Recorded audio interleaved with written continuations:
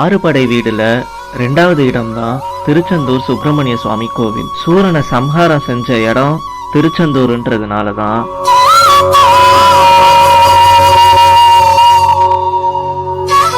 கடந்த 2 வருஷமா நான் போகணும்னு நினைச்ச 3 கோவில்: திருச்செந்தூர் முருகன் கோவில், மதுரை மீனாட்சி அம்மன் கோவில், பழனி முருகர் கோவில். இந்த 3 கோவில்களுக்கும் எப்படி பயணம் பண்ண 3 கோவில்களோட சின்ன வரலாறையும் இந்த வீடியோவில் சொல்ல போறேன். வீடியோவோட லென்த்து அதிகமாக இருக்கிறதுனால வீடியோவை 3 பார்ட்டாக போட போகிறேன். ஸோ வாங்க முதல்ல சென்னை டு திருச்செந்தூர் நான் எப்படி பயணம் பண்ணேன்றதை இந்த வீடியோவில் பார்க்கலாம். நான் திருச்செந்தூர் தான் ஃபர்ஸ்ட் டைம் போகிறதுனால நான் ட்ரெயின்லேயே புக் பண்ணிட்டேன். சென்னை எக்மோர்லேருந்து திருச்செந்தூருக்கு டைரக்ட் ட்ரெயின் ஒன்று இருக்குது. அது ஈவினிங் 4:10க்கு கிளம்பி அடுத்த நாள் காலையில் 6:30 மணிக்கு ரீச் ஆகுது. அதே மாதிரி திருச்செந்தூரில் கோவில்கிட்டயே நிறைய ரூம்ஸ் எல்லாம் இருக்குது. நீங்கள் அங்கே போய் புக் பண்ணிக்கிட்டீங்கன்னா பெட்டராக இருக்கும்.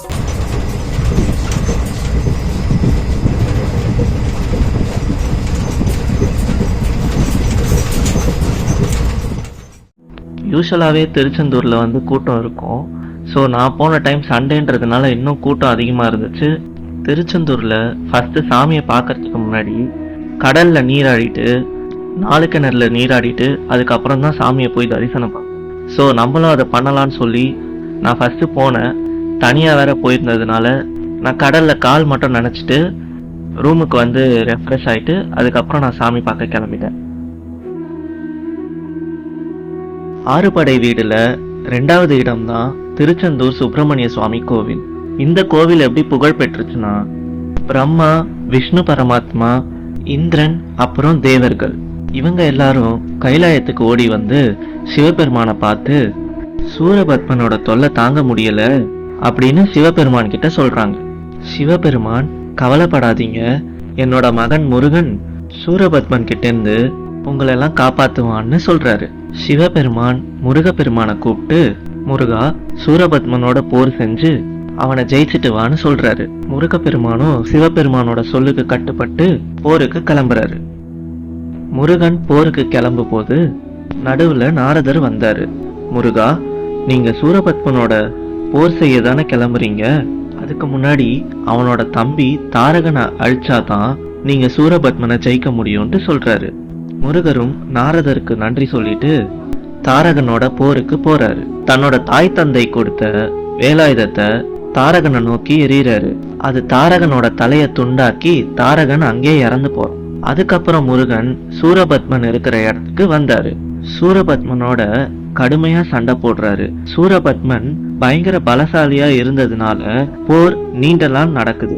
கடைசியா முருகன் தன்னோட தாய் தந்தை கொடுத்த வேலாயுதத்தை சூரபத்மனை நோக்கி எறிகிறாரு. அது சூரபத்மனை 2ஆ பொளக்குது. சூரபத்மன் தன்னோட தப்ப உணர்ந்து முருகர்கிட்ட மன்னிப்பு கேட்கிறான். முருகப்பெருமானும் அவனை மன்னிச்சு ஏத்துக்கிட்டு அவனோட உடம்ப ஒரு பாதிய மயிலாவும் ஒரு பாதிய சேவலாவும் தன்னோட வாகனமா மாத்தி வச்சுக்கிட்டாரு. இந்த போர் முடிஞ்சதும் தான் திருச்செந்தூர் வந்தாரு முருகன். இதுதாங்க திருச்செந்தூர் கோவில் உருவானதுக்கான வரலாறு.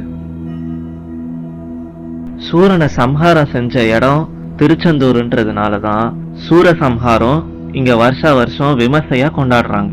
ஒரு வருஷமும் சூரசம்ஹாரத்துக்கு பல்லாயிரக்கணக்கான பக்தர்கள் வருவாங்களாம். முருகப்பெருமானை உங்களுக்கு பிடிக்கும்னா இந்த வீடியோக்கு மறக்காம ஒரு லைக்கை தட்டி விட்டுருங்க. சாமி தரிசனம் நல்லபடியா முடிஞ்சதுங்க. மருத்துவ குணம் கொண்ட பன்னீர் இலைய உள்ள நீங்க சாமி பிரகாரம் போகிற வரைக்கும் கொடுத்துட்டு இருப்பாங்க. அதோட விலை 100 ரூபாய். அந்த பன்னீர் இலையை நீங்க வாங்கி சாப்பிட்டீங்கன்னா தீராத நோயெல்லாம் தீரும்னு சொல்றாங்க. சாமி தரிசனம் முடிச்சுட்டு வெளில வந்ததுக்கு அப்புறம் வள்ளி குகைக்கு மறக்காம போங்க.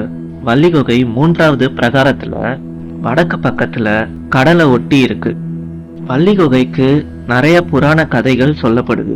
வள்ளி தேவிய முருகப்பெருமான் சிறையெடுத்து வரும்போது வள்ளி தேவியோட தந்தையான முருகதாசன் முருகப்பெருமான துரத்துறாரு. வள்ளி தேவிய பாதுகாக்க முருகப்பெருமான் வள்ளி தேவிய இந்த குகைக்குள்ள ஒளிச்சு வைக்கிறாருன்னு ஒரு கதை சொல்லப்படுது. இன்னொரு கதை, தேவயானை பறவர் குலத்துல பிறந்தவங்க. அவங்க கன்னியாகுமரிய ஆண்ட மச்சேந்திரன் உடைய மகள். அவங்களோட அழகுல மயங்கின முருகப்பெருமான் தேவயானைய இரவுல கடத்திட்டு வந்தாரு. ஒரு இடத்துல வந்துட்டு இருந்தப்போ அந்த இடத்துல பொழுது விடுக்குது. அந்த இடம் விடிந்த கரைன்னு ஆச்சு. அந்த இடத்த அந்த மக்கள் விடிந்த கரை அப்படின்னு கூப்பிடுறாங்க. தேவயானைய முருகன் கல்யாணம் பண்ணி கூட்டிட்டு வரப்ப கோபம் கொண்ட வள்ளி தேவி இந்த குகைக்குள்ள ஒழிஞ்சுக்கிட்டாங்கன்ட்டு இன்னொரு கதை சொல்லப்படுது. இன்னொரு கதை, வள்ளி தேவி முருகன் அழக ரசிச்சிட்டு இருக்க போது விநாயகர் பெருமான் யானையா மாறி வள்ளி தேவிய பயமுறுத்தினதும் வள்ளி தேவி இந்த குகைக்குள்ள வந்து ஒளிஞ்சுக்கிட்டாங்கன்ட்டு ஒரு கதை சொல்லப்படுது. இதுதாங்க வள்ளி குகை உருவான கதை. வள்ளி குகைக்கு வெளியில சந்தன பள்ளியில நிறைய தாலி கயிறும் நிறைய குழந்தைகள் தொட்டிலும் கட்டப்பட்டு, இந்த சந்தன பள்ளியில வேண்டிட்டு தாலி கயிறும் தொட்டிலும் கட்டினா சீக்கிரமே கல்யாணம் ஆகாதவங்களுக்கு கல்யாணம் ஆகிடணும், கல்யாணம் ஆகி குழந்தை பிறக்காதவங்களுக்கு குழந்தை பிறந்துடணும் ஐதீகம். ஸோ கண்டிப்பா எல்லாரும் திருச்செந்தூர் வாங்க, முருகப்பெருமானோட அருளையும் வள்ளி தேவியோட அருளையும் பெற்றுக்கோங்க.